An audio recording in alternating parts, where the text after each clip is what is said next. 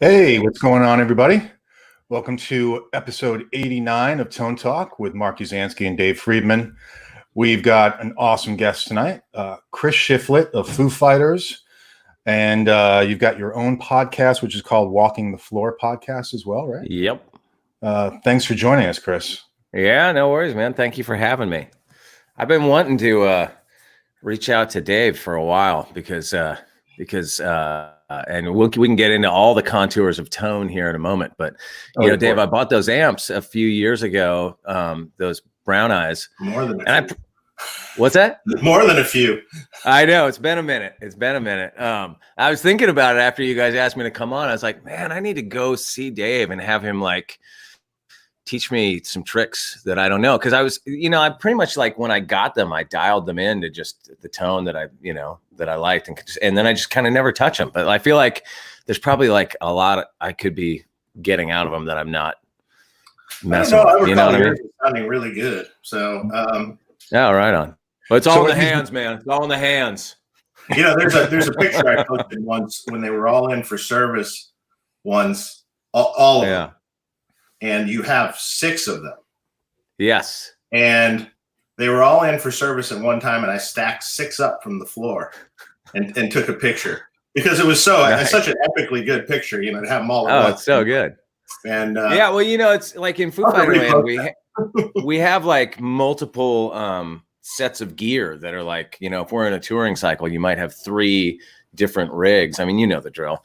And then you got to have a backup for each one. So yeah, it's a lot of amps. I've never plugged them all in at the same time, but that would be pretty cool.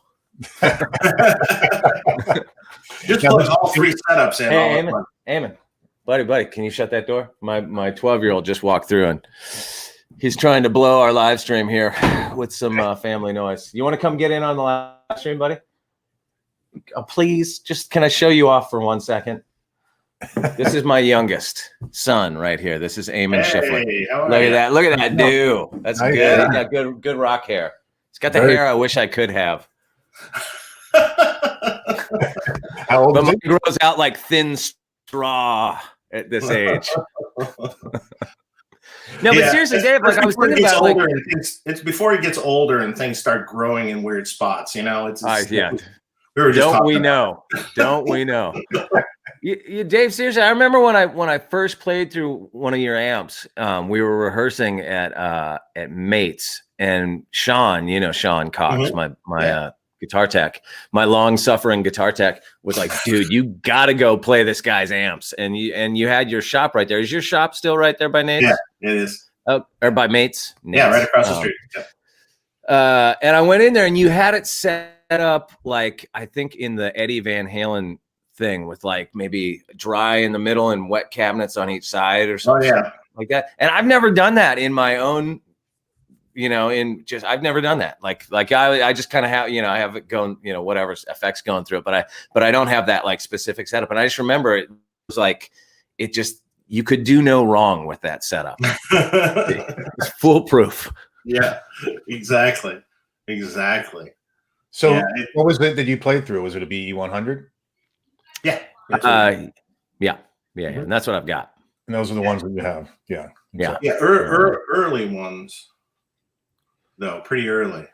Oh, really? Have they changed since then? Like the setup? Because I have the ones that finish or something. Are mine the ones that are going to be like really collectible in a few years? Everyone's going to be like, dude, you got to get Shiflett's got them all. He's driving the price up. Well, it could be, and they belong to you, so they're automatically more valuable, right? Yeah, that's what I came for, the ego stroke, babe. That's funny. Yeah, there's actually been some updates to the amps over the past few years. Nice. So what drew you to, like, when you were checking out the amp? What were you playing through before?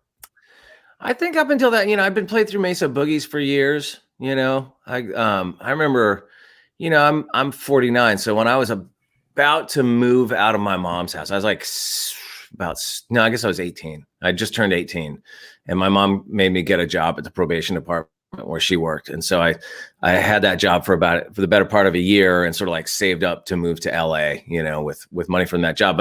But the other thing that I did was I bought an amp You know, I up until that time, I just kind of used whatever was around. And my brother had an old crappy Music Man that had no gain. And, you know, now it's like, you probably think it was a cool amp, but in 1987, I was like, this fucking thing sucks.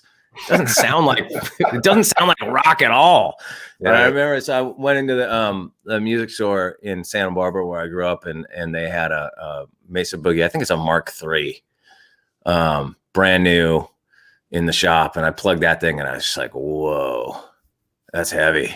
And so I bought that thing on layaway and saved up a couple of bucks and moved to LA. And then I had that thing forever. And then when I was in No Use for a Name, you know, that scene, like at that time, like, you know, the sort of Fat Records punk rock scene, everybody was playing through boogies. Everybody was playing through a dual rectifier or whatever. And then that just kind of continued when I joined Foo Fighters. I think Dave was playing through a boogie and I just had my boogie, and then we just kept getting other boogies. And finally at a certain point, I wanted to get away from that super saturated gain thing.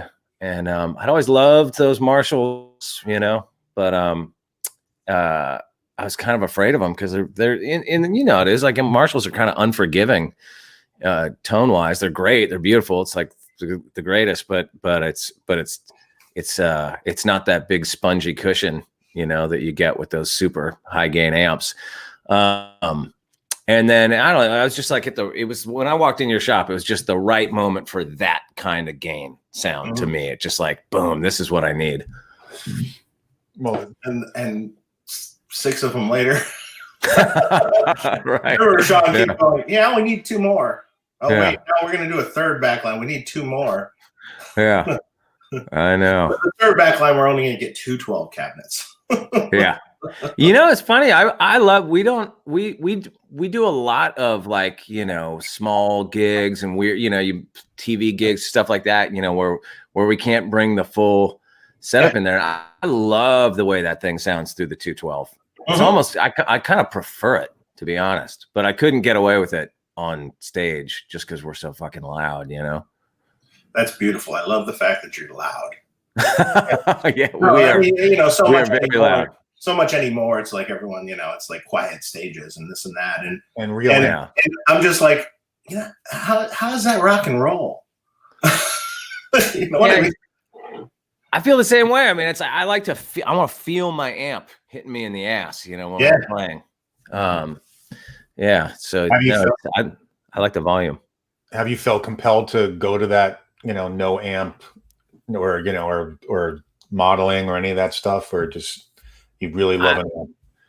I mean, those things are fun to mess around with. You know, I have like the Line 6. What's the Line 6 thing called? The Helix. Yes. Yeah.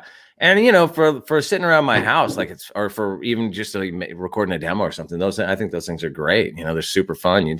I set that thing up sometimes and plug my headphones into it and just go like, pow, and just hit chords. It's, you know, it's fun, but not for playing live. I don't think I could.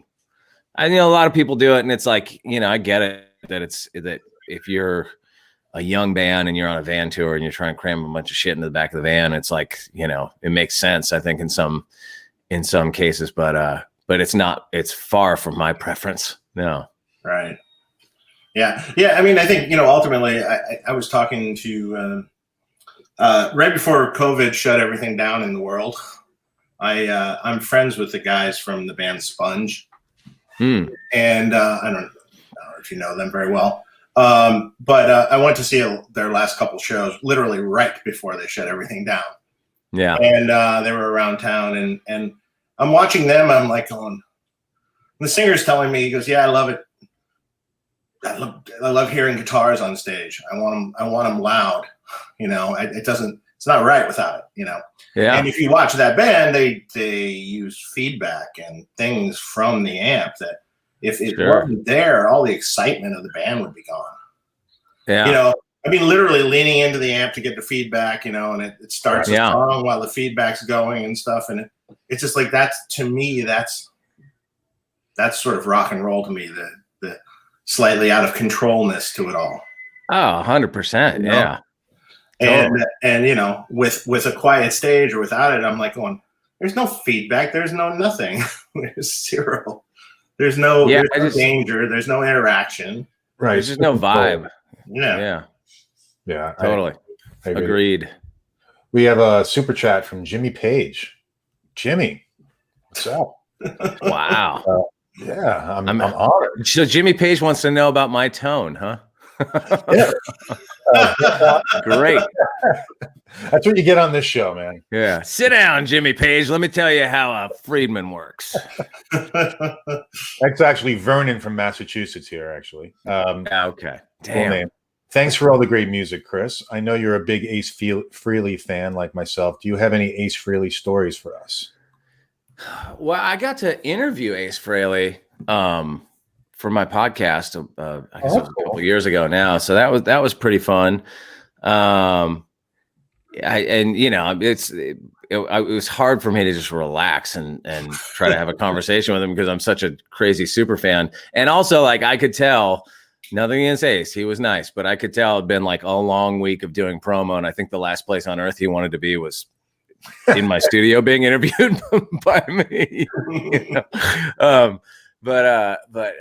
Yeah, I'll tell you probably the best Ace Frehley story that I have is my two aunts, my mom's sisters, worked at Casablanca Records back in the day. And one of them married Neil Bogart's cousin, I guess it was. My uncle Larry, who was also at Casablanca, and which is the greatest thing because we were just Kiss nuts, when we were kids, me and my brothers, and so we would get like all the good Kiss stuff, promotional stuff would get sent to our house, which was always fantastic. But in I think it was 1978, we got to go to Gene Simmons' birthday party at Neil Bogart's house down in LA. Wow. And that was 78? Like, and I wish I had a stronger memory of it because I was like 7 or something, and so it's just this kind of hazy memory, but I remember Ace Frehley and Peter Criss were like, noticeably inebriated.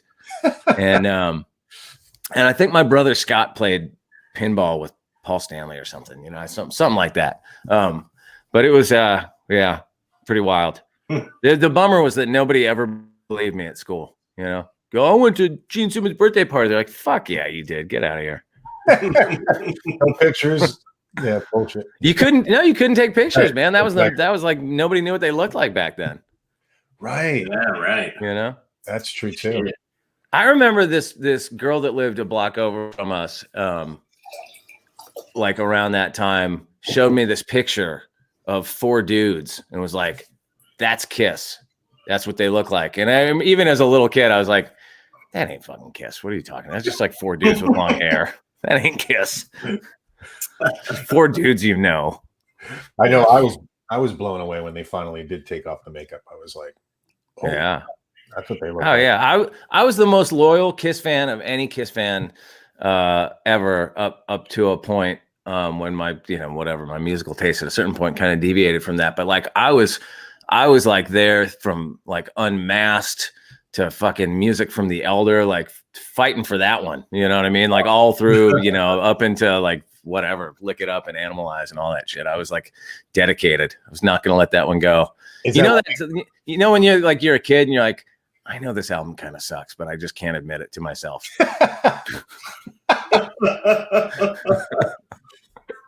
That's funny. Yeah, there's a few, that's for sure. Is that what made you pick up guitar? Oh yeah, for sure. I mean, probably the biggest thing that made me pick up guitar was my older brothers, because both my older brothers were guitar players as well, and good guitar players, and they had really good record collections, and we were just always kind of music nerds or whatever. It was just music was it in my house. And then when I was a little kid, and when I first started playing guitar, like when I was 11, that was just full on Guitar Hero era, early 80s. Randy Rhoads, Ace Frehley. That was the stuff. Mm-hmm. That's awesome. So you joined the Foo Fighters in, when was it? What year? 1999? 99. Yeah, summer of 99. And how did that come about? At the time, I was in a band called No Use for a Name, and my buddy Bill, called me up one day and we were talking about some stuff, and the Foo Fighters guitar player had recently quit, and I think I had just read it, and somehow we got on that subject, and I said, fuck, man, see if you can get me a audition with the Foo Fighters. And he's like, dude, I might be able to do that. And went and called a friend of his and basically got my name thrown in the hat. And like a month later, I got a phone call from Gus, our tour manager, like, hey, we're having auditions in LA next week. And I just came down and auditioned, and then went home and came down a week later and auditioned again. And then they were like, all right, you got the gig. And which was tight because we had just made a new record with my band that I was in, No Use for a Name. We were about to go on tour, so I was kind of being a sneaky fucker, dipping off to go audition for the Foo Fighters. And and then I found out I got the gig, and I called them. I'm like, dude, I'm in joining the Foo Fighters. They're like, what? Right. Yeah. And 21 years later. I know. Right. It's amazing. Yeah. Right? Oh, Who knew? great. Who knew? And you're coming out with a 10th album soon. Yeah. In February, the new one's coming out, which we finished, before this whole COVID thing kicked off. We were already done with the record, and we were getting ready to go on tour and do the whole thing. And the record would have come out in the summer. So that all those plans got shelved, but yeah, it's finally coming out. And we've been doing some, bit of live streaming and, filming some stuff and, Right. rehearsing and doing this and that. And so it's really weird though, like putting out an album without having live shows to sort of gauge, what's happening. And we have like Zoom band meetings and stuff. So it's like, even like usually when we put out an album, we go out and we do, promo stuff together. Mhm. And you're sitting in a room with everybody and you're talking about the record and it's sort of a narrative develops and all that sort of stuff. And it's kind of weird. Like, it's hard to gauge I guess it seems like, how do you gauge any of this shit? You just judge it from like your Twitter feed, and it seems like people are excited for it. So that's cool, Right. And then, Yeah, exactly. and then as the single comes out, right, you look how many hits that gets or something. Yeah. All the bands doing like, live pay-per-view sort of things now and trying to make some money. Yeah, that's the tough part because you think of like the impact on us, and our band is one thing, but it's like the real impact is on our crew. Oh, yeah. We have a huge crew, and that was we were supposed to be on the road for 2 years or whatever, and everybody's counting on that, and so that's tough, and we did one ticketed live stream thing, and we did another one that was like a fundraiser thing, and we'll probably do some more of that, but I mean. Yeah, it's definitely tough all around. Yeah, I just watched today. Actually, it debuted. The Distillers did one Christmas, cool. A Christmas one, which is interesting because if you go and watch it, it's Black Metal Santa. All I gotta say, it's pretty funny. Yeah, nice. Yeah, it was visually awesome. They did it in a way like they did a Christmas theme, but the backgrounds and the colors and everything was visually awesome. Yeah, it's kind of a cool thing to see. Everybody's scrambling to try to figure out what to do to keep their bands afloat and to keep some focus on their records and all that stuff. Like, there's some cool stuff's come out of it for sure. You kind of got to figure that a lot of the stuff's probably just going to be the new normal. Yeah, I mean, it was like a $15 thing for someone to watch, plus a $2 service charge or whatever, and they did it in such a way. It was cool, and they had merch. It's almost like a show. Yeah, actually, it was kind of like sitting here on my computer watching a show with some really good speakers. Yeah, right. And then you don't have to like fight LA traffic and go stand in a crowd. Right. Mm-hmm. Yeah. Well, clubs should love it. More clubs should, like the Baked Potato did it. More clubs should start, live streaming bands. Yeah, there's different people are doing different things, and some bands are making some money and some aren't, and you got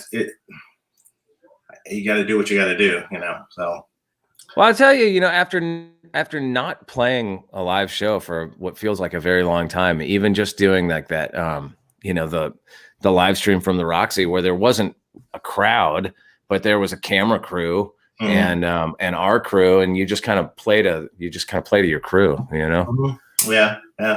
But it was fun enough, you know? Yeah. Yeah. Well, it's fun to play, right? Yeah. That's cool. So what's your approach to, like to your tone when you're recording versus live? It's very, very different, you know, like live. I have a gigantic pedal board and everything, but I don't use a lot of like distortion or overdrive stuff live, you know. If I'm going through the Friedman, my live setup is I got the Friedman, and then I have like an AC30, and so I A/B between them. You know, if something needs a more sort of jangly Mike Campbell kind of thing, I'll probably go through the AC30, and with that, sometimes I'll put like I have a Klon remake or something that I'll put in front of that sounds great, you know, for a little extra grind. But for the Friedman, I just let it rip, you know, because that thing's super hot, which is great.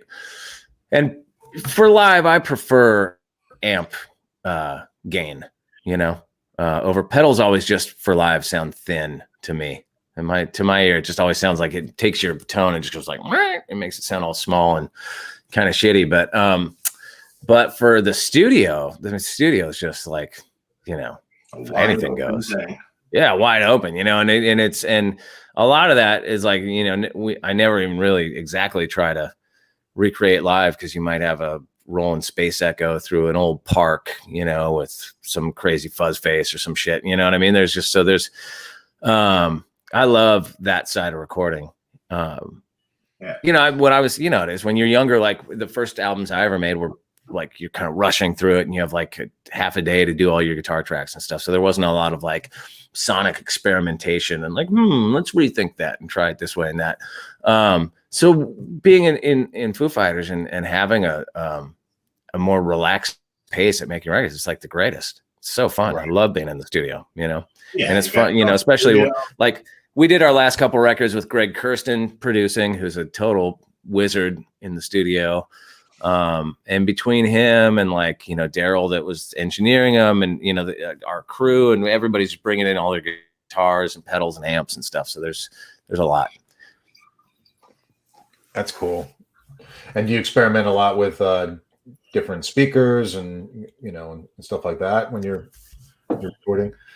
Yeah. I mean, I'll be honest, like I was never a gear guy, you know, growing up. And I was kind of like, thought like people that knew a lot about gear were lame or something, you know what I mean? It was really like, but it was like, it was like my own insecurity, you know, like, cause I didn't know shit about it. And I think I got like shot down in guitar stores one too many times when I was like 15 and just thought like, yo, those guys are dicks, you know?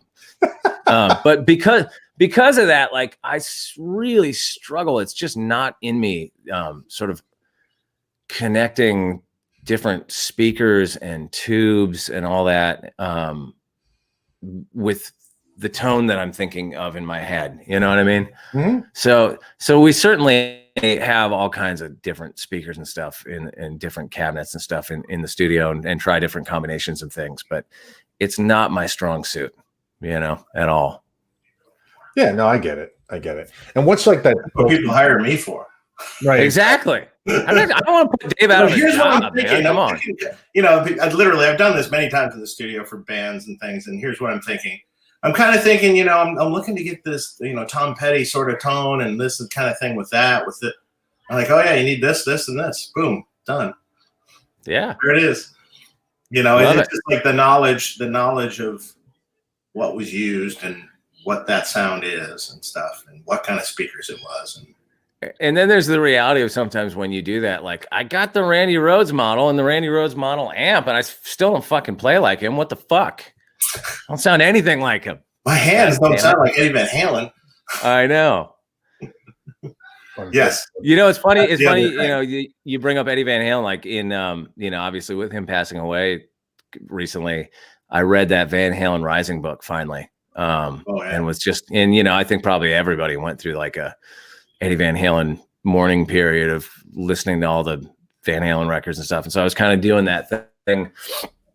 And I've never, obviously it goes without saying, I do not have chops on that level. I mean, nobody does, but like, I never really, like when I was a kid, I didn't learn how to play any of that stuff. Cause by the time I was old enough to maybe be able to do a shitty version of it, I wasn't into it anymore. I was in something else, and have periodically as an adult gone back and like tried to woodshed some Eddie Van Halen stuff. And I actually called your buddy, Pete Thorne, recently.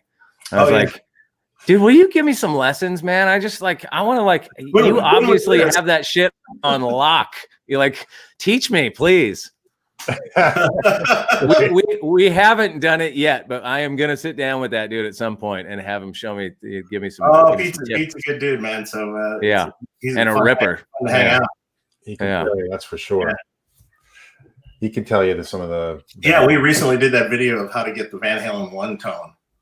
Oh, right? I think that's what I watched. I think that's what I watched. That whole deep dive. Yeah. That we did, and that was crazy. It's still climbing up in views. Isn't the thing? Didn't they like lie about what they did and tell people it was like the opposite of what they actually did? Isn't there some story about that with the Eddie Van Halen? Yeah. Well, there was a time when he said there was a time he said he turned up the Variac to 140, which is just not true. Never happened. And a bunch of people ruined amps that way. Yeah, it's a vindictive motherfucker, wasn't he? Yes, I mean, people don't realize that I mean, like, hopefully that video helped at least prove the case or come close to proving the case that it really was basically a stock amp cranked on 10 with a Variac and a few other key elements that were involved, and his hands. Right. The hands, that's really kind of the important part, and everything about it matters, like every last little bit.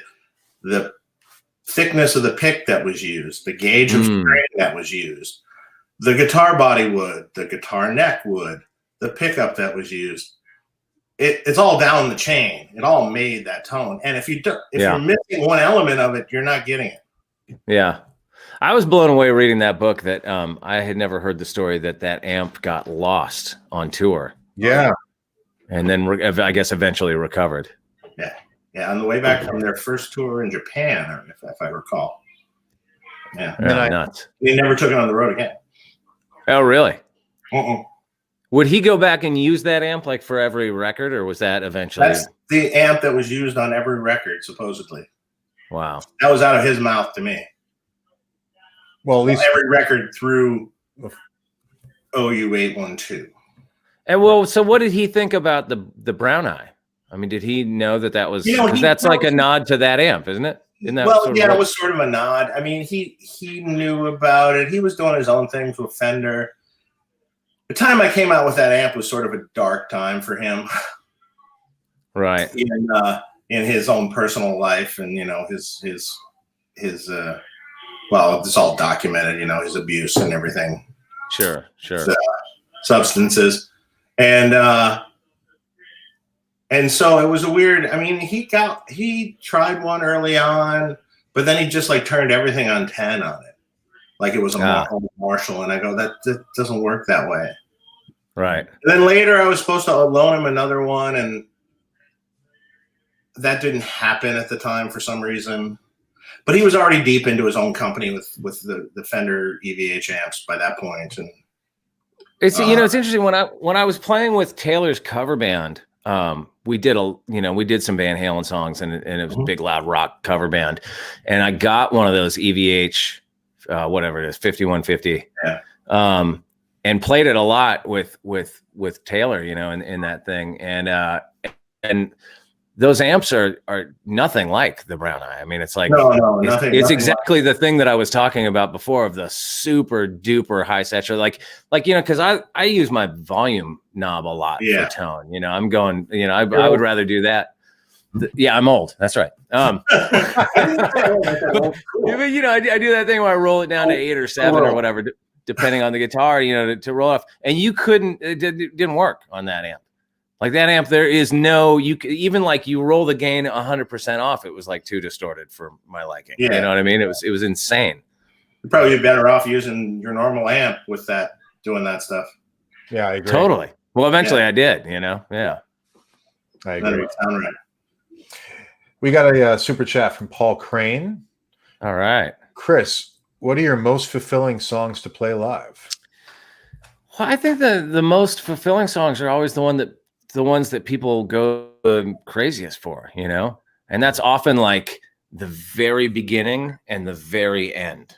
And those songs tend to be, All My Life works well in, both those places. Everlong is what I think we generally close out Foo Fighters shows with.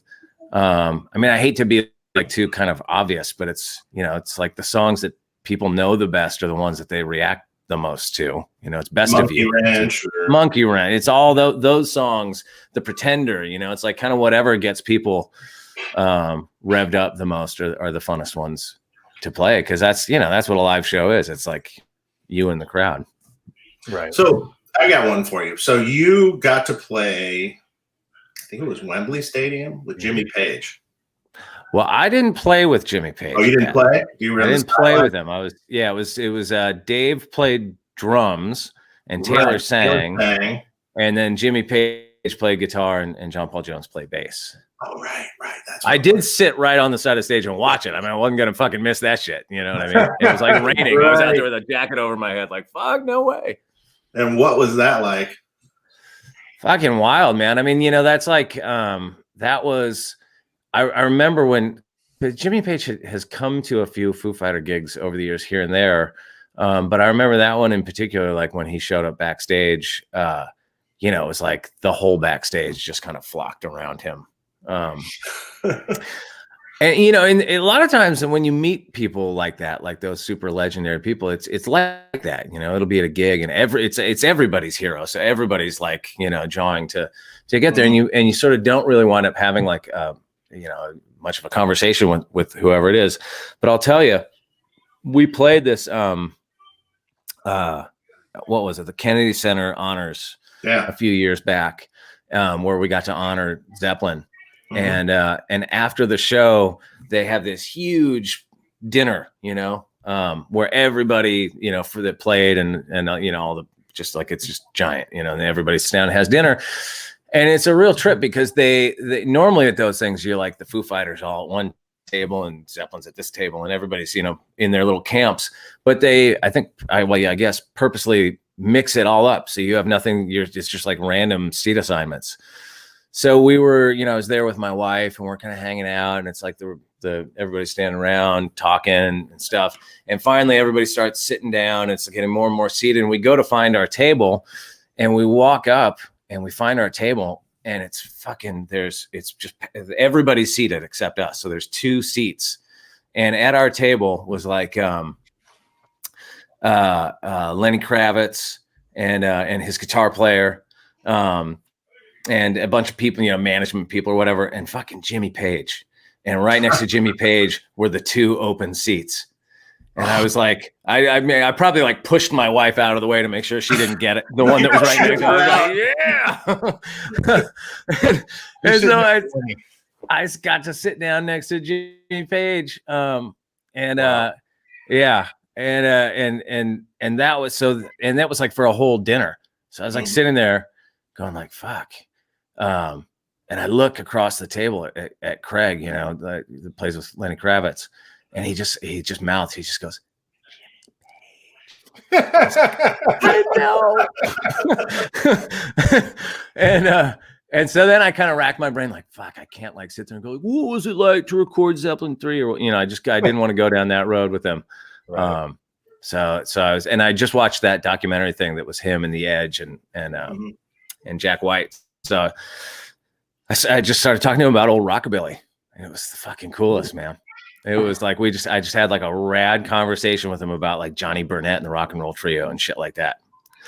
And I got the sense that he probably appreciated that I was not bothering him about Led Zeppelin, fanboy stuff. Right. Yeah. And I took the opportunity because he did mention like, oh, I'm working on some new music. I said, dude, if you need a guitar player, I'm fucking there. I don't care what I got going on. Just let me know. And he was just kind of like, yeah, right. Get this kid out of here. But like, you got to take the opportunity, right? Of course. If you don't ask, you don't get. Yeah. I'll do it for free. Exactly. I'll pay you, bro. I'll fucking pay you. I'll give you 2 of my fucking Friedmans, man. 2 of them. I might have a child you can have if you like. I got 3 of those, man. Take one.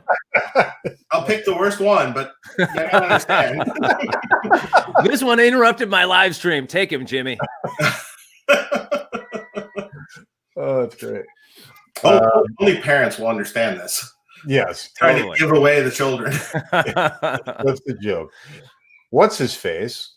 Has a super chat. Chris, can you explain Dave's rig? Oh God, I probably can't explain Dave's rig because I don't know really exactly what he's got in there. I know he's got a Fender Tone Master. Is one of them. Audio amp, is that correct? And he's got that one too. And I think he ABs between them. I don't know exactly. He's an amp switcher. I know that much. He's got an amp switcher. Dave has the smallest pedal board. Oh yeah, you're probably right there. Yeah, definitely. Yeah, I don't know if he has one or if he just uses some of mine from time to time. I don't know. No, he bought some. Oh, he did. Okay. Yeah, okay. Sean got them for me. Oh, nice. Yeah, so he's got really like a small pedal board. He does not have much on his pedal board. There's like, I want to say a Phase 90 and like a Boss digital delay and like an EP boost. And that might be it, man. It's not a lot. He does not. I think Dave likes this for live. Clean dirty. Yeah, he likes a no fuss rig, man. He's running around beating the shit out of his guitar and doesn't want to have to be switching pedals. And I make up for it by having like a pedal board that's about as big as this desk that I'm sitting at. It's insane. Well, that's all right. Someone has to. I figure, if I don't have to carry it and set it up, and Sean can do that, fucking put his ass to work. There you go. So, and you also have Pat Smear playing guitar as well. So, how do you guys, work out? There's a lot of guitar. Yeah. So, I mean, clearly, you got a sound guy and everything like that. But are you guys working on, from a tone perspective to make sure everybody gets through?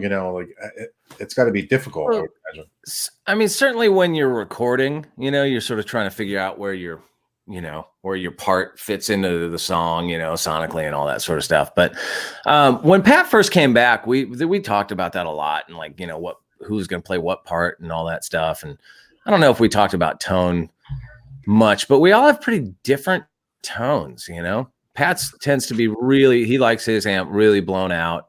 Mm-hmm. Dave's is loud and blown out too, but maybe not to the extent that Pat's is. And then mine's probably less than both of them. I think I put my brown on like around 6. Yeah, you do. Yeah, I'm right around 6. Yeah. And then, I started playing, putting a lot of playing guitars with P90s, a few years ago. And I really fell in love with that because that, I felt like carved out a little different tone space, than what the other guys were doing. So yeah, I feel like we just kind of once, after a bit of time when Pat was back, we just kind of fell into it and we don't really think about it too much now. We just kind of do it. Right. And it works. Yeah, it definitely works.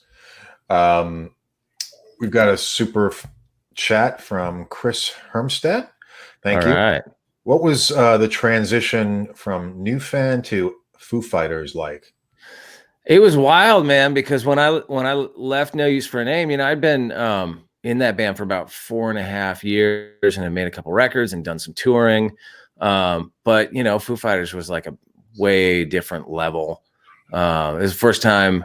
I mean, some like meaningful differences that were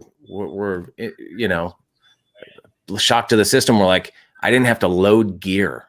I didn't have to set up my gear. I didn't have to carry my guitar around. I didn't have to tune it. You know what I mean? Like all that stuff was like, it's fucking great, really.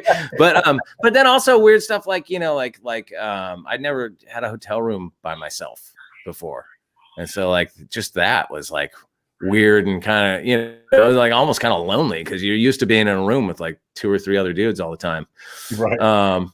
But and then I also joined right when the band had made a record and was just putting it out. So like I just sort of jumped into the deep end and went out and did all this crazy like promo tour stuff where you're playing weird little shows and like doing interviews all the time. And I didn't know, it wasn't like I knew anybody in the band prior to that. So I was just kind of like getting to know the other guys and you literally like learning the songs as we went. Cause we didn't practice that much before we went on the road. And there was a lot of songs to learn. So, and there was a whole new album, like I was really familiar with the first 2 records, but then that third record was coming out. So learning all that stuff, it was cool, man. It was really fun. I have really, really good memories of that Nothing Left to Lose tour. It was just like wild, I can imagine. Yeah. That's fantastic. Yeah. Got another super chat from More Guitars. Thanks so much. Thanks so much for the show, guys. Better than any gear magazine on earth. Yeah. I agree with that.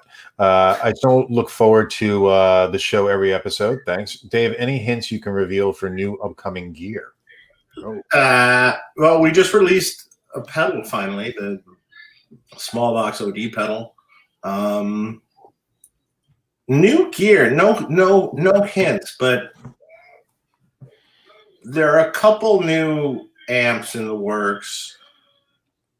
I'm not sure when that will be. I have a prototype of one that I'm not finished tweaking and working on yet. So, and then I have to build another one still. So, that it could be a year from now, before it's like physically in a store. There's also talk of a vintage line that I want to do. So like, cool stuff, like, a really great true to form, like, vintage AC30 kind of amp, a really like vintage that you like, you're making one, new vintage style. I will make something that is a clone of something like I have access to, I own a really great vintage AC30 that I love. Right. And I have access to another one that's one of the best I've ever heard. And my goal was always like, I want to make that and sound just like that. Well, can you explain something? Because this is something that I've always wondered, and I've heard explanations for it, but I'm wondering if you can confirm or deny them. Like, is the reason that the old amps sound the way they do and that we can't really recreate that exactly now is just because, does it come down to the materials? No, like a lot of that shit is toxic and no, you can recreate it. Really? Okay. Yeah, it's just generally speaking, like recreations like that are done by like large manufacturers like Vox or Fender or something. They don't recreate it on a like kind of a boutique level. They create, it's an AC30 circuit sort of, but it's kind of a brash, bright, not gooey, rich sounding amp, like you want it. Right. A great AC30 of vintage ones, so it's semi-distorting, say you're doing like a Tom Petty kind of thing, right? And it's semi-distorting. It has this great, when you smack it, has this unbelievable compression. Like this, just like you want to dig into it really hard because it just feels awesome. It doesn't sound bright and brash and stiff like a board. It has some, it's hard to put it into words. I call it like a gooiness. It's just, okay, but if you have a chance of playing older amps, they tend to have that, But if you can recreate it, how come nobody ever does, really? Like how come, like what, if you can build one boutique-y, why wouldn't Vox build, the the $20,000 version of the amp or that really does that? You know what I mean? Like why was it built that way then and not now? It doesn't matter to Vox. It just doesn't matter to them because the customer now is someone that just buys it and goes, yeah, that's the Vox sound. And I listen to it and going, no, it's not. Let me show you what it really is supposed to sound like. Well, you can get a Morgan. You can get a Morgan. A Morgan's a cool amp. Yeah, but I'm going for a specific thing. I'm going to go for, I'm going to do it until it sounds just like it. So, if I'm doing any vintage amps, it's off an example and it's a clone of it. Right. A clone of the tone of the example. So when I do that, that'll be, I will get you one to try. Yeah. Here, I gotta replace your Vox. I gotta. Don't tell Vox that, because then they won't give me free shit anymore. Whatchamacallit? Did you ever make a combo version? I seem to recall you making a combo version of the Brown Eye, but did you ever make any combo version that was like a high gain amp that was also like, light and portable and something you could throw in the back? Probably the one that would be closest would be this amp I have called the Small Box. So it's a 2-channel amp, and one is sort of like just a barely crunchy plexi sort of channel. So right. Like cranked up on that channel, it's like AC/DC. Right. Just breaking up just barely, but it's pretty clean. If you roll the volume knob off, it goes totally clean. And then the other channel is more like your BE channel. Okay. And it's a 112 combo, so it's definitely giggable, movable, and sounds pretty badass. Nice.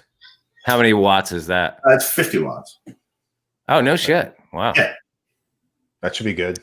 Yeah. I mean, that's one of my favorites. For the combos that we have, that's probably my favorite. It's because it's movable. I mean, you can pick it up and carry it, and it's movable, and it gets a badass sound. So.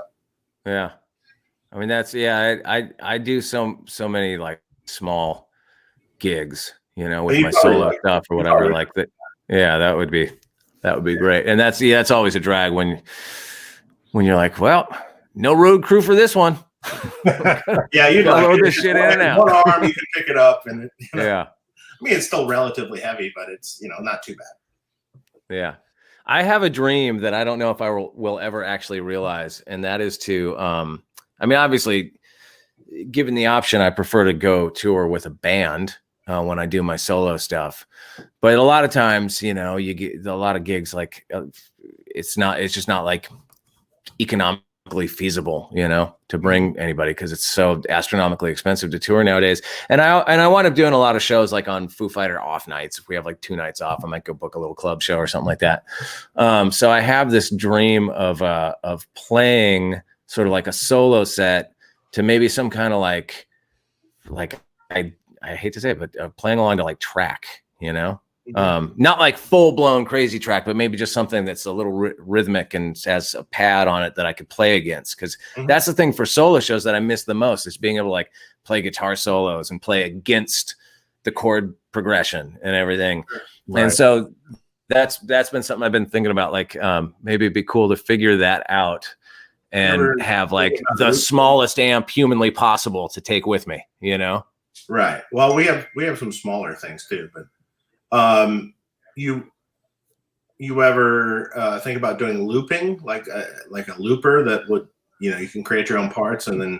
Yeah, I mean, I've messed around with, I have one of those what is it, Roland or Boss or whatever makes a looper, which are totally cool and they're fun, to play with. I actually was just talking to the folks over there the other day about this, but I think what I would use it for is less for the looping function and more to just like fill it up with file, like pre-recorded mixed files of of really basic versions of my songs that I could play and sing over, Sure. But it's like the type of music, I don't know if that would fly though, because like the type of music I do is kind of like leans a little Americana rootsy kind of country thing. And right. If people would just be like, that's not how fucking John Prine did it, you dick. Fuck off. You can try it. It's always an acoustic show. Well, I mean, and I like the acoustic show, but when I'm on stage playing just me and an acoustic guitar, because I do that a lot, man, and like I did, when we still played shows, but I get bored with myself. You know what I mean? Like I'm not like a great finger style player. It's not in me to fill up the songs like like I can't do all that Chet Atkins shit, and that would make it maybe a little more interesting. And so I just feel like after a while, I feel like I'm bored and I'm then being boring. You know what I mean? It's like right. There's like, I'm a lead guitar player, man. That's like what I want to, what it really at heart, what I, you know, right. And kind of drawn to do. Would yeah. Have that backing. Yeah. That might, we'll give it a try, you know? Yeah. We'll see. I'm going to fuck around with it and try to figure it out. Yeah. Darren Mesa, thank you for the super chat. He says, thank you for sending the Tone Talk shirt. Not a problem. I hope you enjoy it. Chris, for a while, you were using Gibson ES335s, which are great. What made you switch to telecasters? Well, yeah, I was always a Gibson guy and always a humbucker guy. You know, my first real guitar was a Les Paul, and I just played that forever. And you know, you can't go wrong with a Les Paul or an ES335 or whatever. Those are great, and I still play them a lot. But at a certain point, as I was really getting more and more into country music and country guitar playing, I started playing my Fenders more and playing my Tellies a lot. And in Foo Fighters, it's just not a band that like you can't really. It's not like a single coil kind of band most of the time. So I put together a couple parts guitars, just ordered some Warmoth parts, you know, and made these Telly deluxes with humbuckers in them. And I made a couple of those, and I was playing them a lot. And then Fender called me and was like, "Hey, you know, you want to do a signature model? You know, we saw that you did that. Why don't we do it for real?" And so we did that, and that led, and so the signature model has humbuckers in it, and then at a certain point, they made me like a beautiful master built version of it that I put P90s in, and I just, you know, like it's just very different sound, and even like, you know, the Telly with the humbuckers doesn't sound like a Les Paul, you know, it's a different thing, and I just got into it. I love the feel. I love the way they sound. I love playing them. And the other thing is you could throw it down on the stage as hard as you want, and it'll still be in one piece. Totally. And if it isn't, I'll just be like, "Hey, Fender, man, send me 10 more of those." Woo! I gotta light them on fire and throw them in the crowd and shit. Come on. That's great. That leads us to our next super chat question. Rick OUSA, thank you. Chris, love your Fender Artist Series Telecaster. So cool that you made a great guitar that everyone can afford. Can you please talk about how you created it and if you have any plans for it in 2021? Well, that's a great question, and I'll tell you, it's a funny one, because when I was working on that with Fender, it was years ago now. I mean, the guitar's been around in a few different colors for, I mean, I don't even remember when it came out. What, like 2011 or 2012 or something like this? It's been a minute. Yeah, and I remember, like, I think I wanted them to charge, because I definitely wanted it to be like a beginner guitar, like an entry level guitar. I didn't want it to be too expensive. And I remember, I think I was trying to get it to be like a $400 sticker price or something. And it was Pat Smear was like, "Dude, when's the last time you were in a guitar store, dude? Like, nobody's charged $400 for a brand new fucking guitar that you want to play. Like, it's just ain't possible." So we landed at $700, you know, or what I think that's what it lists for. And yeah, and it's great, you know. I'm happy that it's a guitar that if you're like, you know, just starting out, that, you know, that maybe most people can afford. And then when we did like I was saying, like the master built version of it, because I was like, why don't let's do this master built version. We'll just throw all the bells and whistles, and I'm not going to grind you guys on. You just charge what you need to charge for it, you know, and it'll just be really expensive, and we'll know that going into it. And maybe we'll like cap it at a certain amount. And so we did, and that one is the exact opposite. It's like outrageously expensive, but I swear it's worth it, man. It really is. It's a really good guitar. I love it. Yeah, no, I mean, I've heard great things. I'm actually well, so now we need to do one that's like down the middle, like the American made, right, you know, production line version of the master built one, or, you know, maybe we'll do something like that at some point. I don't know if there's anything down the middle though. I mean, it's like the down the middle would be made in Mexico. Well, my main signature model is made in Mexico. You know what I mean? It's yeah, I mean, it's funny, you know, because back in the you know, like made in Mexico or made in Japan, we're always like, you know, kind of sneered at, but they do a good job. You know, it's the Mexican vendors are great. Yeah. It's their own brand, so I mean, it's but so who knows, you know, maybe we'll do another version of it at some point, or maybe put out another, I don't know, you know. So there's the Telecaster. Ooh, look at that beauty. Gold one. Yeah. First it came out in white, and then we put it out in this here Shoreline Gold, and at the same time we put out a black one, and I thought the black one would be the popular one because I just thought, you know, it's pretty standard guitar color. Everybody wants a black guitar, but that one didn't sell shit, and the Shoreline Gold one was the hit, baby. Wow. And then if you Google, I don't know if you can Google that and say the Cleaver when you put that in. Fender Chris Shiflett Telecaster, the Cleaver, because that's what it's called. And then you'll see the Fancy Dan version of it. All right, let me do that. Let's see. Oh, I see. Okay. Oh, that's not a picture though of it. It's in beautiful Arsenal red and white. Oh, I see it. All right, there's one on. Let's see. I'll share my screen for that one. Here we go. Yeah. Oh yeah. Greg Fessler. Good work, buddy. That's I tell you what, Greg Fessler made me one of those. I have a couple of the red ones, but he made me one in Sherwood Forest Green or something, I think is what it's called. Nice. It's good. I like the green. That's very cool. I know in a lot of your other guitars, you use Lindy Frehley pickups. Yeah. Yeah. On your regular ones, you swap them out. Yeah. Yeah. I mean, there was a point, you know, I've messed around with a lot of Lindy Frehley pickups.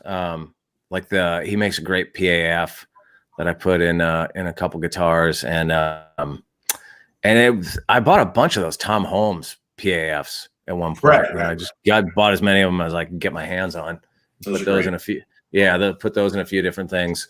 And then what's the other company? Oh, what's the other one? I love Lindy Frehley. He makes great stuff. Yeah, we had him on the show. Oh, really? Yeah. I've never met him. I don't know him personally at all, but I mean, his pickups are fantastic, and they're always like, you know, Sean tells me that they're easy to deal with and all that, so it's great, you know. Yeah, he's a really nice guy. Yeah, that makes great stuff. Yeah. So those are Lindy Frehley pickups in that Fender Cleaver too. By the way, they're like what do you call it? Like noiseless P90s or something like that. Yeah, those are the best. Yeah. For a noiseless P90, by far the Frehleys are the best. Yeah, because who needs that lousy hum when you're on stage, right? Really, really loud in a P90. It's almost louder than you playing. Totally. Yeah. Especially with the lighting rigs and everything else around you. Oh, I'll tell you a good tone moment the other day. We were filming something at the studio, like a performance thing with Foo Fighters, and our engineer was like, dude, something's fucking fucked up on your amp. Like, it sounds crazy. And when I was like looking at it, and then I could hear it, like when we stopped playing, it was this crazy sound. And we're like trying to figure it out for a minute. And I realized that I just had the fan blowing on the microphone. Whoops. Here we were about to like tear everything apart and figure it out. And it was just a fan. Oh, that's awesome. Yeah. Can you imagine if I'm so pissed if you tore everything apart? Just to it's fine when I take it apart. Yeah. Yeah. That's great. So you mentioned that you had the album recorded before, you know, COVID hit. So have you been mostly, you know, during this lockdown period and quarantine stuff, have you been just spending time with family and stuff like that, or doing more podcasts, or what have you been doing during? Yeah, kind of all of the above, you know. I mean, of course, at first we're just sort of freaking out, you know, locking down and worrying about trying to get toilet paper or whatever, and seeing and seeing all our plans for the year just go away, you know. Every day it'd be like, well, they had to cancel that and cancel this and cancel that. So there was like that whole period, and then once things kind of settled in, you know, my kids were doing online school, and we just kind of got into that groove, and we, you know, there wasn't a whole lot we could do. So while they would be doing school, I'd run over to my studio, and I felt like, you know, all of a sudden I could, like, everybody wanted to be on my podcast, you know, because I think everybody's publicist was like scrambling to find shit for them to do, you know. So I did a lot of podcasting. I wrote a bunch of songs. I just kind of tinkered around. Some days I'll just go to my studio. If I don't feel like doing shit, I'll just like plug in a guitar and grab some pedals. And, you know, I got tons of pedals. Some of them I never even plugged in before. I'll just go fuck around with, make noise for a little while and do that. You want to escape the kids at home all day. Pretty much. Well, more like they're like, get out of here, Dad, quit bothering us. Because when I'm home, I'm like, hey, are you in class? Are you doing your thing? What are you need some, you want a smoothie? Hey, are you studying? Yeah. So it was good for, I think it was good for everybody to get me out of the house. But I tell you, it was nice to have somewhere to go too. And like, you know, it's just me in my studio. So it's not like I wasn't like crossing paths with anybody. And then I'd like have to, like, you know, put on fucking full surgical outfit and go to Gelson's to get food or what, you know, every couple of days. So yeah, it was strange times. And then once summer kicked in, we just went to the beach a lot, and we just surfed a lot with my kids and just did that. And it was good. That's good. Awesome. Yeah. And any plans for any solo music to release in 2021 or? I don't know. I mean, I'd like to. I have a bunch songs, you know. I've got some ideas about how I want to record and who I want to record with and stuff, but I'm not really sure when I'm going to have time to do that. Foos are pretty busy right now, and I think are going to be pretty busy, you know, for the foreseeable future, and hopefully at some point we'll be able to get on the road again and go do that. But at some point, I really like, I don't think I'm going to put out a solo record anytime soon. But I do want to record a bunch of songs with some different people and just put out single tracks, you know. I don't think the world does not care about my solo stuff really on any kind of commercial level, but also like I could tell like when I put out my last solo record, like a whole record was like too much, you know. Just like put out a song, you know, put out a song and then a couple months later put out another song. I tell people digest these things these days, unfortunately. You know. Well, yeah, I mean, it's, you know, and I think we're all. I always like my kids can't even get the whole song, but like I can't get the whole fucking song. You know, I mean, when's the last time you listened to a whole record? You know, it's like none of us have an attention span anymore. So, you know, but I do want to get in and record again sooner than later. That's cool. Yeah. So with the new album, Medicine at Midnight, that's the name of the album. Yep. So. You know what? I heard that this. I haven't heard the music yet, but is it different? I've heard that the overall sound of the music is different than past Foo Fighter music. So is that true? And yeah, I mean, I think it is true, and in that way of like, you know, wanting to do something a little different, and you know, the bands never want to like repeat themselves, you know, and I think it's. I don't think it's like a radical departure or anything. I mean, it keeps getting referred to as like our dance record, and there's definitely some groovier stuff on it, which I think is fair. But to my ear, I mean, it's a Foo Fighter rock and roll record, you know, at heart. You know, so I don't think. Why not do something different? What's that? Why not do something different? You know, well, I mean, it's different, but like I don't think it's like so different. People are gonna be like, "What the fuck? What you guys do?" I mean, I always look at it as like if you look at all the great bands in history and you look at their albums, you know, and like Led Zeppelin, for instance. Yeah. They constantly kind of did a different record. You know, there was, you know, Led Zeppelin 3, which was more acoustic. Totally.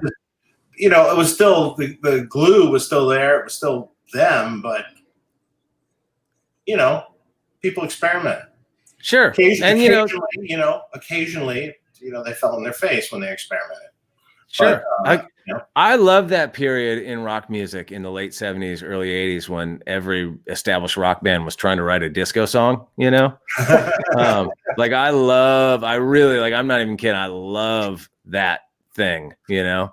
Yeah. And so when Dave was talking about making this record a little more groove oriented, and talking about vibing off like, you know, Let's Dance and records like that. Like I was all in. I love it. Oh, that sounds cool.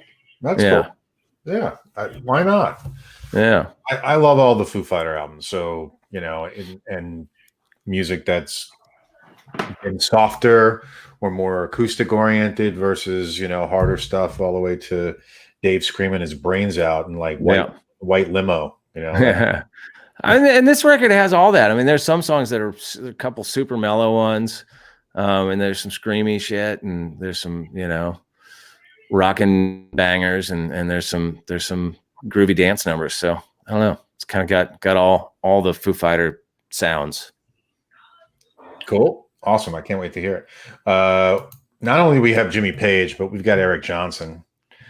Yes. Talk about strats, man. Come on. Yeah. Great show, guys. Thank you. Have Dave or Pat ever shared any interesting stories about their time playing with Kurt and or Nirvana? Absolutely. Yes. Loads of them. And, but I can't repeat them because, you know, they're not my stories, but I know them all, baby. Yeah. Yeah. You know, I tell you, one of the funniest things, when I first joined Foo Fighters in those days, it was still close enough to the Nirvana years that like journalists, when they were interviewing us, would go to like incredible lengths to ask Dave Nirvana questions, but frame it in a way like, I'm not asking you a Nirvana question because I know this is super sensitive and you're probably going to freak the fuck out, you know, kind of thing. And it always struck me as funny because he was never weirded out by it, but every journalist was all the time, you know, because they just didn't want to, oh God, I know this is like sacred ground or whatever, you know. Right. Yeah. They don't want to, they don't want to upset him, you know? Yeah, sure. Yeah. I understand that. I just never saw him get upset by it. You know, I mean, he was like, it was his life, you know, it was what he had lived, you know? Yeah. Another super chat from What's His Face. Thank you. Hey, Dave, debating on getting a PT or DS Mini. Does the 3-position gain switch tighten the low end? Prefer clean to medium gain Marshall tones with all pickup options? It doesn't really tighten the gain. It just lessens the gain. So, and either amp kind of does what you're describing. If anything, the PT maybe is a little more hard rock and the DS is a little more classic. Yeah, it depends on how much gain you want. I hope that that answers the question. Yep. They're both cool. Yeah, I got an amp question for you, Dave. Sure. Do you know, because I was listening to this the other day because I had the great pleasure of interviewing Mr. Tommy Lee for my podcast recently. What amp was Mick Mars playing through on the first Crew record? The very first one? That's a good question. I know that he's had and has used on many records an old Jose modified Marshall that he's had for a while. Oh, really? Now, the first Crew record might not have had it then. Okay. So I don't know. I love good question, guitar though, tone so on you that. should now have Mick Mars on your podcast. Totally. God, if Mick Mars is watching to try to get some, tone finesse tonight from this live show, please come on my show. Pass them over to us. Yeah, exactly. Send them over. I mean the production on that record is so raw and it's just one of my favorite. I don't remember what year that came out, like early 80s, but that's another era. What's that? The Too Fast for Love record, right? Yeah, Too Fast for Love. Like, what was that, 82 or something? So that's another that whole era. Not only was everybody making disco songs, but it's sort of like when heavy metal was really becoming heavy metal, but the production hadn't turned into gated reverbs and bombast and all that sort of thing. And so it's basically 70s production with like spiky hair and more aggressive music or whatever. Exactly. You know what I mean? I love that. I don't know what that thing is, but I love like that. Starry Eyes or something like that. Yeah. Or, merry-go-round on that record or whatever. All that stuff. That's a cool record. Yeah. The same thing can be said for the original. I mean, well, not the exact same thing that can be said, but I remember just something stood out in my head. There was an original EP by Rat when they first came. Oh out. Yeah. No, I had it. EP was really cool. And I had it on vinyl at one point in time in my life. And God damn, I wish I still had it. I think I might still have that. And the other one that I have that came out around the same time was the original Great White EP. Did you have that one? Oh. No. Yeah. I don't know. I don't remember the EP because I wasn't that into them, but I totally remember the era because we're about 3 years apart in age. So, I grew up in the 80s basically. So, I saw every concert known to man in the 80s. Oh, yeah. Like all the greats. And it was in Detroit too. So all the greats at the highest level. Right. Were you going to shows at Cobo? Cobo and Joe Louis Arena. Right. And which are both gone now, right? No, Cobo technically is still there. It's part of the convention center. Yeah. Okay. Joe Louis is gone. It was ripped down recently. Yeah. Yeah. But anyone that has ever played in Detroit understands that Detroit shows are crazy. Oh yeah. There's something in the water. Detroit is crazy, man. Jesus. There's something in the water or something, man, because like the people get so into it and the crowds are so crazy. They're drunk and they're fighting and everything else is going on but that's what makes it a great show. Yeah. Well, it's funny, that era, I don't know how old you were when you started going to shows. I was like, 12.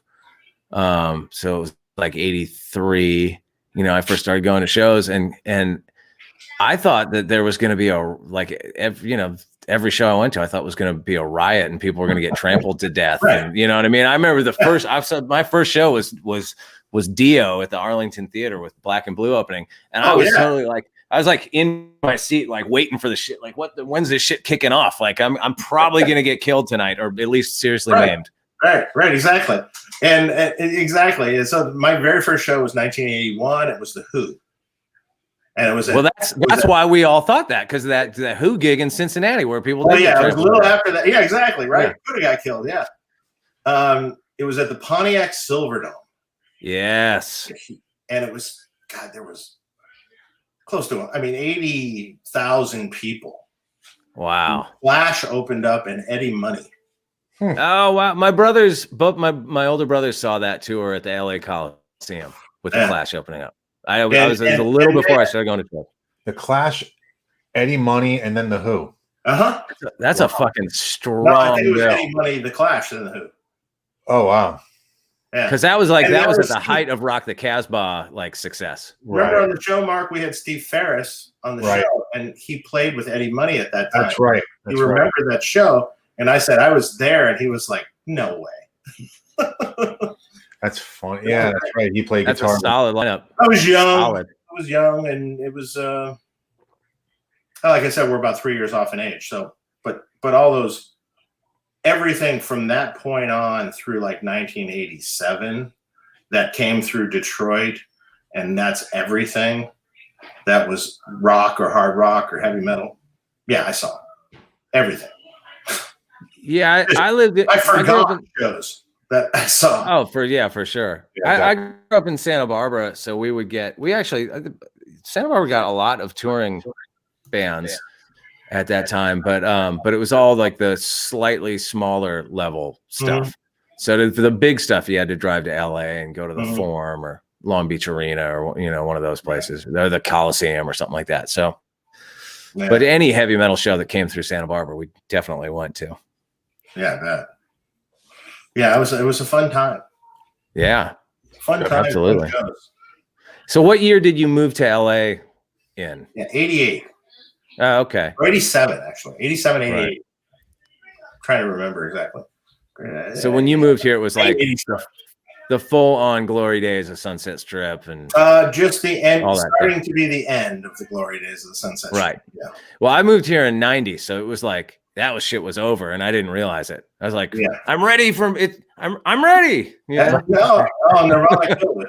Oh yeah, there's no more rock stuff. It's over. Unfortunately. I remember actually thinking. I remember hearing Pearl Jam or something around the same time, right? And then early 90s. And like, I just, at the point in time, it just didn't register right in my head. It just like, I didn't, I don't really, his voice is weird. It was like odd. Years later, I appreciate it, and I liked it. But it was just like, because you were so used to hearing a certain sound for a long time, and then something changed. But, I loved Nirvana, and I kind of progressed over the years with the music too. I didn't stay stuck in one genre. And now I look back and I go, I appreciate all these genres. I like them all. They just have different time frames. That was the great thing about being a really little kid and having MTV, is because like all the shit that I hated back then turned out to be kind of the good stuff. But you just got exposed to it anyway. Leaving MTV on all the time. Yeah, I hated U2. Later, I liked U2. Yeah, exactly. Duran. Later, I'm like, Duran was great. Exactly. Duran. That's a great example. Yeah. A band that was like, oh God, back then. But now I listen to those bass grooves and stuff. I'm like, damn. Oh, so good. Yeah. So good. Yeah. Yeah, it's funny because, in my own sort of musical evolution was like, I listened to whatever my brothers listened to when I was a kid, like real little. And then around like, Motley Crue and all that sort of started to get my own sense of things. And me and my brothers kind of split in slightly different directions of rock music, and I just went full on like, Keel and Malice and all that stuff, and was totally into that. And then I discovered glam rock, like Hanoi Rocks and all the LA stuff that happened around that time in the mid 80s. And so that was all a bit of a different thing that, and then, in like high school, it got turned on to like punk rock and stuff. And so by the time I moved to LA, which was a little before the like alt rock explosion, but all that stuff was like bubbling up, and the rock scene was dead, and I was listening to more punk rock stuff by that time anyway, and like a lot of like the British stuff that was happening, like Blur and stuff, like Primal Scream. I was like got real into all that stuff. So it was that weird time like before alt rock really exploded, where you couldn't tell like what was going on. You could tell that the rock world was dead, but there wasn't so much a thing that had really like taking its place. And I don't know that like the LA live music scene has ever really recovered, from that, like, because that's the thing that you got to remember, like in the 80s, like all those bands just packed out the clubs, and then I don't remember it ever being like that again. And maybe it's like that now. I don't know. I don't go out. I'm home with my kids or whatever. But like, all through the 90s when I was like actively out and about, I don't remember there being much of any scene. No, there wasn't. Before COVID, it was tribute bands. That was like tribute bands, right? Yeah, which that's fun, but it's not the same thing, So it's an interesting thing, though. Tribute bands is an interesting thing because I understand it, and it means, for me, it means that people want to hear that type of music again. Yeah. I don't know. It's interesting. But what was really like with Eddie Van Halen dying, we were talking about that, is that his son released his music and his single, and it went #1 on iTunes everywhere in every category. Mm-hmm. Oh, really? Top of the heap, the top of the heap of all of iTunes, not just one rock or anything. Yeah. And I'm like, that's great. Yeah, it's good. I mean, it's I mean, that video that he put out was like as a parent was so fucking heartbreaking, God, I don't know that dude, but I didn't even watch the whole thing. I was just like, oh my God, this is killing me. I mean, it's beautiful, but it's real, so sad, but yeah, that's a really interesting thing. And I think about that sometimes because we get that. I ask that all the time. Like, you guys are like one of the only rock bands, that's in like the mainstream nowadays. And like, why is that? Why is that the case? like you said, people obviously have a hunger to hear rock music, you know, when the Stones go out and tour, or, you know, when Tom Petty was still alive, or whoever, those bands all sell tons of tickets. And so obviously there's a huge hunger for it. And there's like lots of young rock bands out there. It's not like there's no shortage of rock bands if you want to find it, but like why isn't it mainstream? And is it, you know, like, is that because of the industry, you know, keeping it out of the mainstream, or is that because it doesn't seem like there's tons of loud rock and roll bands in this world, but they don't have hit records. So I don't know. It's true. It's true. I mean, whoever's promoting whatever they're promoting seems to be pop and hip hop and that stuff. And, you know, if as much press like Wolfgang got for Distance happened for another band, they probably would go on the charts and, you know, those types of things. Yeah, I mean, maybe, you know, I don't know. It's an interesting question. I mean, I don't have an answer. I don't want to sound too conspiratorial or anything, but you just get asked, you just hear that all the time. Like, why are there no rock bands? What happened to the rock bands? I'm like, I don't know, man. They're out there. Right. Go dig them up. We just lost Dave. He'll be back. Well, I kicked him off his own goddamn show. Yeah, you're replacing him. It's the Mark and Chris show. Yeah. Mark, what does he know about tone anyway? Really? I mean, come on. Yeah. No. Martin Rios wants to know, how's Nate Mendel, Chris? Last time I saw him, he seemed well. Yeah. Well, I saw him on a Zoom meeting a day or two ago, and he seemed good. Yeah. That's cool. He's doing fantastic. Good to hear. He's holding it down. He's holding down the low end somewhere right now. Dave's back. Yeah. There you go. Internet just crapped. Oh, I didn't know if you got emotional talking about the lack of rock and roll bands in the mainstream. You're like, I gotta fucking turn this off, man. See ya. It's not right. You're right. Not right. You know, I had some hope though, because it was there has been some rock and roll bands making some headway, you know, and doing some stuff with like Greta Van Fleet and sure. and a few other things, and you know, frankly, it's like them or hate them. I went to see them live at the Palladium like last year, and they were great. Totally. They put on a show, like a show, and it was And I was sitting there going, "This is great." Yeah. We did it some shows with them at some festivals or something a while back when they were first really blowing up, and I thought the exact same thing. You know, like I saw them live, I was like, I fucking get it. I totally get it. Yeah. You know, they hold it down up there. They got a vibe. Yeah. Oh, I left this picture up because I believe that's Tal Wickenfield. Yeah. She's awesome. Is that the bass player? Yeah, who played with Jeff Beck. Jeff Beck, right? Yeah. Oh, I mean, I'll tell you my good stalking Jeff Beck story was we played a bunch of things. We played like 2 or 3 events in a short time span that he was at. And at every one of them, I tried to go strike up a conversation with him because it's fucking Jeff Beck. I mean, come on.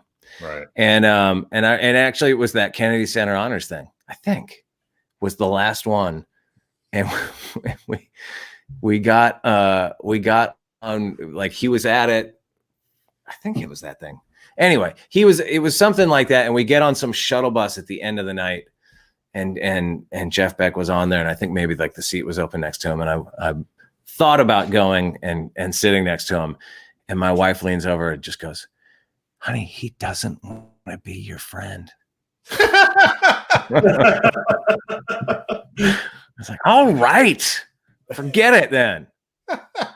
So you didn't sit next to him? No. Fucking give up. You left Jeff Beck sitting alone. And meanwhile, he was probably thinking, man, I wish Chris Shiflett would sit next to me. I doubt it, but yeah, sure. We've got a super chat from Vibhas Patil. Thanks Thanks for the super chat. Chris, can you talk about your sound in the context of Foo Fighters? I'd like to know more about how you have carved out your own sonic space in a band that has more than one guitar player. We kind of talked about that before. Talked about that. Yeah. P90s help. Of course, my Friedman brown eye goes a long way to carving out my own killer sonic space.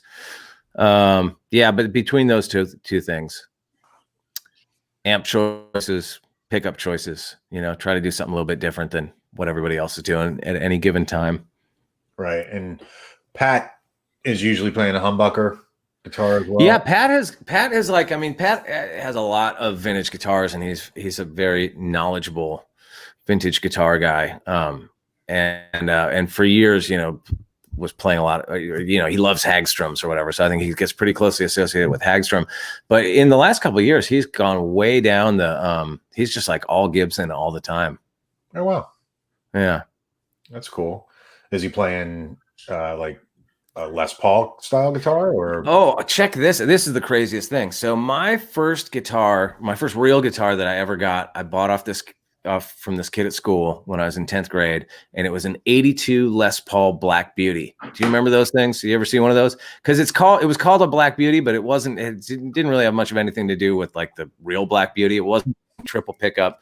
It was like a weird combo of it was like a kind of a custom body with a nice binding, but then a standard neck. And it was an 82, so it had those crazy string winder tuners. Those ones with the little flip out? Wasn't the binding like really white too? Like not like aged, really white looking? Probably. I mean, mine's so beat up now. Like, I mean, I've had that guitar since then. I got it for my 15th birthday. And it was like my only guitar for a very long time. Like every gig I did from the time I was 15 till I was probably like fucking 30 or whatever, I played that guitar. So it's beat to hell and all, all the paint's gone off the back of it from my belt buckle or whatever. It's all that kind of thing. And a couple of years ago, Pat found one and bought it off like eBay or Reverb or something that must have just been sitting under somebody's bed since 1982. And it's pristine, perfect. Like it just came out of a time machine. It's so insane. And it's the exact same fucking guitar that I bought for my 15th birthday, but without any wear and tear on it. It's just bananas. That's awesome. Yeah. Do you play it? I played it when he got it, yeah. But I don't know if he plays it. I don't think I've seen him play it since. I need to go sneak over to Pat's house when he's out of town and raid his borrow wherever it is he keeps this gear. Exactly. He'll never know. Come on. So many guitars. Who knows? I just wanted to cover this. Carl Lindbergh, Dave's hair is epic. Yeah, I was liking it. I just can't pull it. I can't pull that off with work. I just can't. But you can do it. You're rock and roll, man. Yeah, my hair just doesn't. I myself, I want to do fun things, so fuck it. My hair just doesn't grow past about where it is now. I could never get a haircut again. I don't think it's gonna look any different. Well, you want to grow it real long? Is that what you want to do? I mean, I had long hair my whole fucking childhood. Well, not my whole childhood, but as long as it was the 70s, so it's just kind of long by today's standards. But like as soon as I could get my mom to sign off on me not cutting my hair, I was fucking long, for a long time. Mm-hmm. And there's a part of me that would love to just like grow it out like it was in 6th grade, just like all one length. I mean, it looked pretty shitty back then too. It was like thin and mousy, but whatever, we had Aquanet back then to do death-defying hair. That's your super hole. Yeah. I know we're approaching about the 90-minute mark. We've still got some questions. Brian Reed, Chris, what guitars do you have around the house that you love and inspire you to play? Well, I should have grabbed one. I don't think I have one in this room, but when my kids were really small, I bought, Gretsch put out this fun like cartoon series. I think it was called like the Americana series or something like that. And they just look like little old 50s cowboy guitars, with one of them has like Martians landing on it. One of them has cowboys. One of them has, I don't know. They all have different shit on it. And they're just like cheap ass little $50 guitars, but I probably play those things more than anything else just because I bought the whole set and I just put them around my house. But yeah, but if I was going to pick up something real, I'd probably pick this one up, which is this is a Martin. Oh, very nice. Something. Yeah. I've been going down the bluegrass rabbit hole basically since the summertime. That's what I've been doing in my COVID time. So yeah, got to bust out my Martin for that. Nice. Oh, you got to have a nice acoustic. You know what I just ordered, and but I don't have yet. But I just ordered one of those. Have you seen that company Pre-War that makes acoustic guitars? I think they're in North Carolina. Pre-War, they make like the most badass, Martin Dreadnought style acoustic that you can imagine. Cool. Just yeah. So I just ordered one of those. But yeah, was that? I'll check it out. Yeah, it's good. Pre-War. Google it. American made. Oh yeah. Yeah. That's cool. Yeah. Let's see. I thought this was a good question. What's his face? Chris, is there a piece of gear you want to own? I mean, where do you even begin with that? It's like I don't have a 59 Les Paul. So until I have a 59 Les Paul, there will always be that. Right. I did get a nice 57 Gold Top a couple of years ago that I absolutely love. But yeah, I mean, there's so many amps and guitars that I don't have that I would love to have. I'd love a 59 Gretsch Chet Atkins. Take that all day. Mm-hmm. I was just watching the history of the Gretsch Chet Atkins model. Really? Yeah, it's. I'll send you the link. Actually, it's from from a channel called 5 Watt World. You ever see their videos, Dave? Oh, I think I've seen something from them, or I know the name. Yeah, they've got some cool videos, and it's like the history of Gretsch, and they go into the, all the different models and everything. So nice. I just interviewed Brian Setzer the other day. Mike? Hey, sorry, what was that? What'd you say, Dave? Oh, I missed what Chris said. I interviewed who? Oh, I was saying I interviewed Brian Setzer the other day for my podcast. Oh, that's awesome. And picked his brain a lot about Gretsch stuff and his old Gretches. And, he bought his first one for $100. Can you imagine? 59 Chet Atkins for $100. Holy crap. Yeah. The only story I got close to that is I have a prized 50 watt Marshall Plexi that I have. And that sounds like God. And I got it for $300. Love it. And that's the closest I got to that. Yeah, well, that's pretty good. That's pretty good. That's a pretty good one. Yeah. Super chat from DW. Dave, even after owning a real Shirley, I have to say the Shirley UAD plugin is absolutely incredible. Kudos to you and Brainworks. Thanks. It is good. That's cool. I haven't tried it. No, it's great. I love those UAD plugins are amazing. Yeah, there's a couple amps. We have a few amps with UAD, and the Brainworks did the BE, and we have a Dirty Shirley amp that we make through them, and a Buxom Betty amp we make. Ooh, they're cool plugins. She sounds exciting. Here's some advice. We like to mess around with the names. Yes, you do. If you ever see Jeff Beck again, just talk cars with him. Yeah, I'll try. I think I blew that friendship.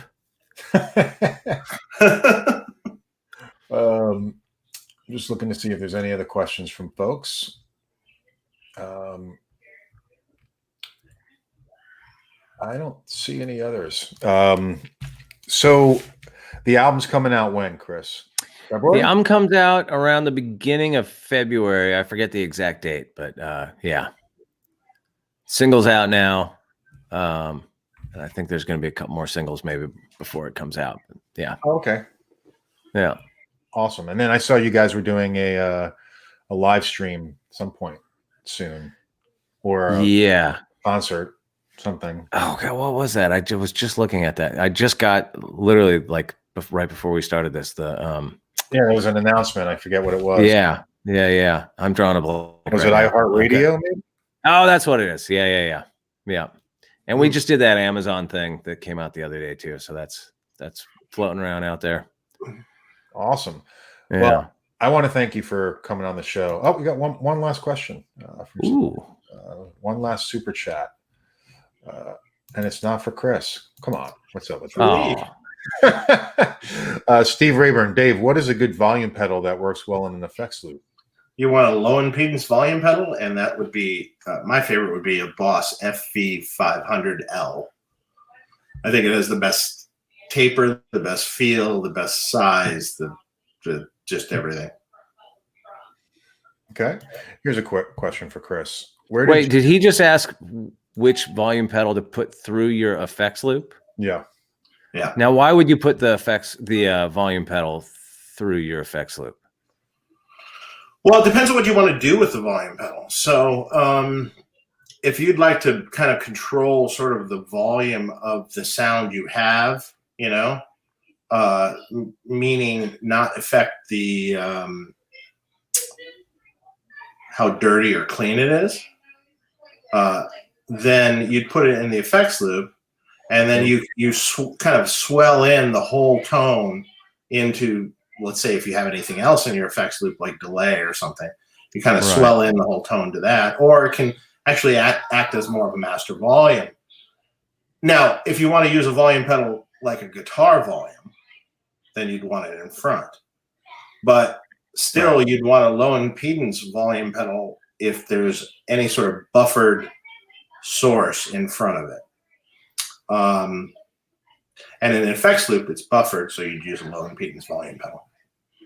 How come that some things sound so great through an effects loop and other things sound crazy? Like I remember trying to put like depends on the effect that you're talking about. Like a delay and a reverb, I think sounds great in an effects loop. If you want the post sort of studio, shall we say, delay reverb sound, there's a lot that can be said for analog delays and things like that, like memory mans and things like that, which they want to be in front of an amp. They could, because the sound that you're familiar with in your head is in front. Like, when you used to hear those old Rush songs and you'd hear the delay trail off and it was kind of clean. Yeah. That delay's in front of the amp, So it just depends on what you're going for, But certain effects don't want to be an effects loop at all, like a Univibe or something like that.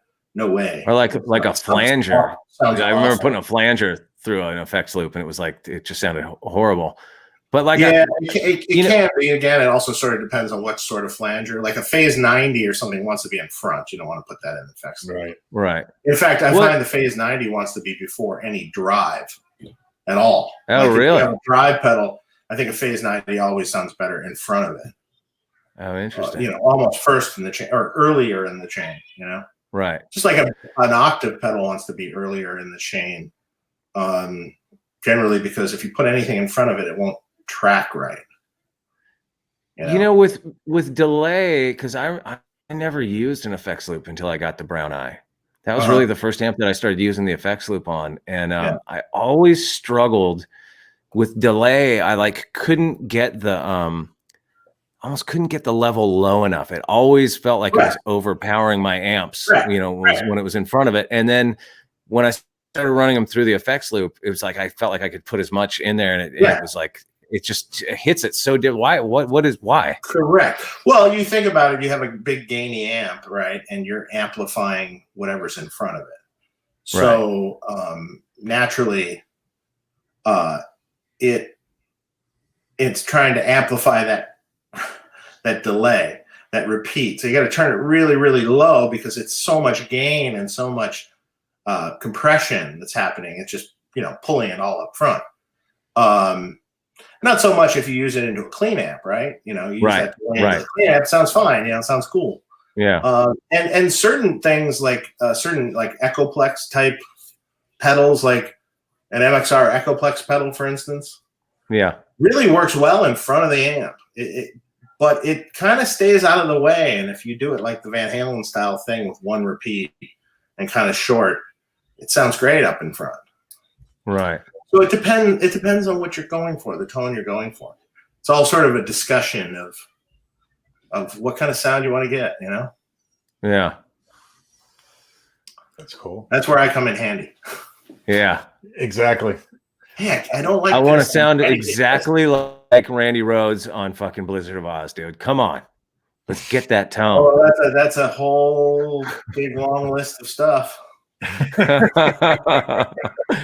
Email it to Sean with Altec speakers and Distortion Plus and 10-band EQ and all sorts of crap. No shit. Interesting. Yeah. Ethan Ricks, Chris, been a fan of you for a long time, and I love your brother Scott's playing too. Thanks for being a rad dude. Oh, right on. Thanks for the little shout out to my brother Scott. My brother Scott is one of the best fucking guitar players and one of the best bass players. My brother Scott's the rare example of a guy that actually chose to play bass.